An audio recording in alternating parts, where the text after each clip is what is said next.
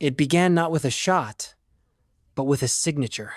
On a quiet Thursday morning in Washington, President Donald Trump stepped before the cameras and confirmed what had been brewing for weeks: an escalation in the global trade war, a new round of tariffs targeting 70 countries, and front and center, India. The justification was as sharp as it was strategic. Trump accused India of importing massive quantities of Russian oil, then selling it on the open market, and undermining sanctions designed to starve Moscow of revenue. At first glance, this may appear to be a blunt economic move, but beneath the surface, it reveals a layered chessboard, one where energy flows, diplomatic loyalties, and power alignments collide. India, for its part, responded within hours. A 6-point rebuttal was issued, not simply denying wrongdoing, but exposing deeper fault lines in the international order. According to India, the reason for its Russian oil purchases was not defiance, but necessity. European nations, once major customers of Russian crude, had redirected supplies elsewhere, creating opportunities India could not afford to ignore. In Delhi's calculation, this was not exploitation, it was adaptation. And yet, Washington sees something different. From Trump's perspective, India's trade behavior, particularly with Russian oil, is no longer a neutral act. It is a geopolitical statement, and one that demands consequences. The 25% tariff announced last week is now on the brink of becoming a 50% tariff. This is not merely punitive. It is strategic signaling. Trump is not just squeezing India. He is sending a message to all nations straddling both Western and Eastern blocs. Choose a side, because neutrality has a cost now, and Washington is prepared to impose it. But this is not an isolated maneuver. It is part of a broader escalation. A deadline looms this Friday. A tariff package covering more than 70 countries is scheduled to activate. Previously delayed twice, the White House insists the trigger will be pulled this time. The scope is staggering. 50% tariffs on Brazil, 39% on Swiss goods, 35% on Canadian imports not shielded by the United States-Mexico-Canada agreement. No region is spared. No trade partner immune. Even long-standing allies now find themselves in the crosshairs. Collateral in a new era of transactional diplomacy. This is not about free trade. This is about leverage. And leverage is the currency of a world no longer guided by post-war ideals. Instead, it is shaped by strategic rivalry. And energy sits at its core. Since the invasion of Ukraine in early 2022, the global oil map has been redrawn. Europe raced to sever ties with Russian energy. The United States ramped up pressure, deploying sanctions, capping prices, and isolating Moscow's oil revenue from global finance. But as the West pulled away, new buyers emerged. India became a key outlet. Russian oil flowed eastward, often rebranded, blended, or rerouted through third-party markets. The result? A shadow trade network, legally ambiguous, diplomatically sensitive, and strategically vital. Washington has tolerated this for over 2 years, but patience is now running thin. President Trump's frustration with Vladimir Putin has reached a boiling point, fueled by failed ceasefire talks in Ukraine and growing skepticism about Moscow's willingness to compromise. In this context, India's continued reliance on Russian oil becomes more than an economic decision. It becomes a political act. Trump is recalibrating. If diplomatic persuasion fails, economic pressure will follow. But there is a cost. American consumers are already bracing for impact. Big box retailers warn that rising import costs will trickle down. Price tags on everyday goods are expected to rise. Inflation, once a fading concern, may now resurface. But for Trump, the calculation is clear.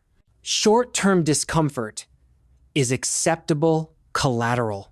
What matters more is reshaping the international trade architecture, one that rewards alignment with U.S. strategic goals and punishes ambiguity. The strategy is not without precedent.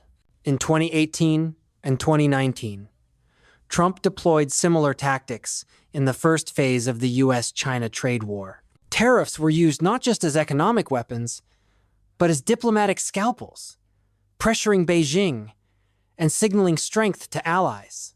Now, 5 years later, the strategy is being expanded. But this time, it targets friends as well as foes. The United States is repositioning itself, no longer a guardian of global trade liberalism, but a transactional hegemon, wielding tariffs as tools of loyalty enforcement. India, caught in the middle, now faces a dilemma. It cannot fully detach from Russian energy without triggering economic pain at home. At the same time, alienating Washington could jeopardize defense ties, technology transfers, and geopolitical cooperation in the Indo-Pacific. Delhi must now choose between pragmatism and alignment. The 6-point rebuttal India released last week underscores this tension. It argues that the oil trade is not ideological, but necessary, framed as a tool to stabilize domestic fuel prices for over 1.4 billion citizens.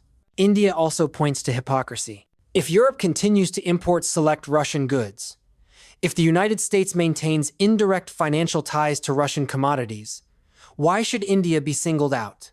It is a compelling argument, but in cold logic, consistency is not the currency of geopolitics. Power is.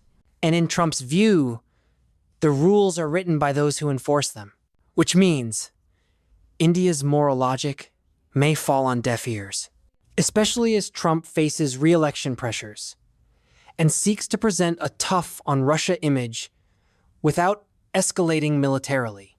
Tariffs offer a middle path, punitive yet controlled, forceful yet reversible, and they send a signal, not just to India, but to the world, that under Trump's second term, foreign policy is economics.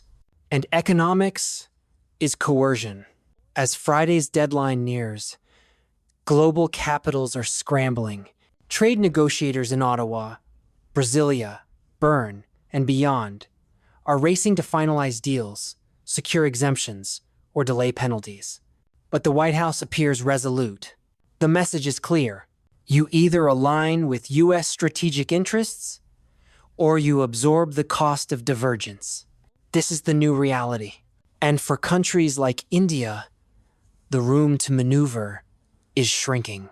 Because energy, that most fundamental of resources, has become the litmus test of loyalty. Oil no longer fuels only economies. It defines alliances. In this shifting terrain, the map of the 21st century is being drawn not just by diplomats or generals, but by tanker routes, tariff schedules, and trade data. And as the United States recalibrates its posture, the world must decide whether to adapt, resist, or fracture. There are no easy answers, only consequences. As the Friday deadline approaches, the air is thick with uncertainty. But for President Trump, that ambiguity is a feature, not a flaw. By keeping the timeline flexible, by adjusting tariff targets week by week, he maximizes leverage. This is not a conventional economic policy. It is a pressure campaign, one aimed at rearranging global supply chains, reasserting U.S. dominance, and dismantling the illusion of neutrality in a world increasingly split between rival blocs. India's centrality in this drama is no accident. Its strategic importance spans continents. Militarily, it serves as a counterweight to China and Asia. Economically, it is the 5th largest economy in the world, and rising. Politically, it straddles alignments, a key player in the BRICS alliance, yet also a partner in the quadrilateral security dialogue alongside the United States, Japan, and Australia. In other words, India has attempted to be everyone's partner and no one's pawn. But Trump's tariff strategy is designed to collapse that ambiguity. By tying economic penalties to energy purchases, he forces Delhi into a binary choice. Either it continues to import discounted Russian oil and risks punitive tariffs on a wide range of exports, or it reduces those purchases and secures better trade terms with the United States. This is not just about dollars and cents. It is about shaping behavior, about bending sovereign decisions through financial pressure without deploying a single soldier. It is economic statecraft in its purest form. And the implications stretch far beyond India. Countries like Indonesia, South Africa, and Turkey, who also maintain mixed ties with both Washington and Moscow, are now watching carefully, because today's tariffs on India may become tomorrow's tariffs on them. The model is replicable, and under Trump's doctrine, predictability is weakness. Instead, the goal is calculated instability, an environment where states must constantly reassess risk, hedge loyalties, and adjust economic strategies, all under the watchful eye of Washington. For Trump, this maximizes U.S. bargaining power, but it also accelerates a broader trend: the fragmentation of globalization.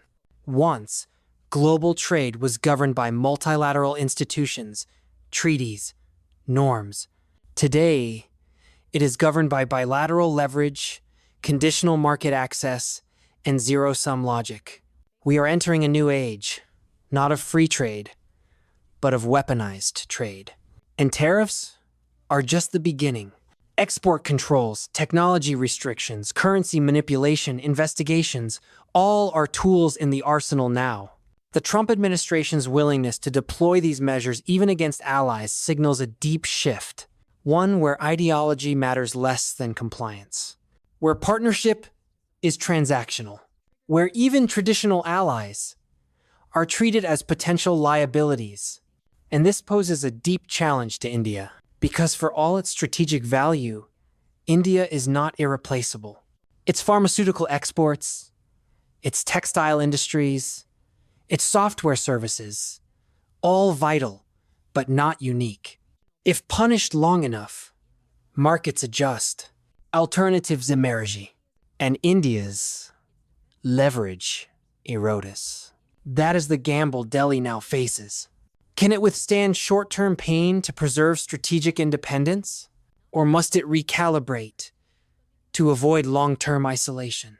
The 6-point rebuttal issued by the Indian government makes the stakes clear. It was not bombastic. It was methodical, measured, and deeply rational. India argues that its energy trade with Russia is not a defiance of U.S. policy, but a response to supply dislocations triggered by Western sanctions themselves. It highlights the hypocrisy of European nations who criticize India even as they purchase Russian liquefied natural gas or maintain indirect financial ties to Russian enterprises. And it reminds Washington that India's economic stability is essential, not just for its people, but for regional balance. If India falters, China gains space. If India's economy slows, it defends procurement suffers. If India retreats, the Indo-Pacific becomes more fragile, but Washington may not be listening. Not because the arguments lack merit, but because the geopolitical calculus has shifted. In the Trump era, optics matter less than outcomes. Narratives matter less than leverage. What matters is results. And the results Trump wants are clear: pressure on Russia, disruption of shadow energy markets, and reassertion of American economic primacy. Everything else is negotiable.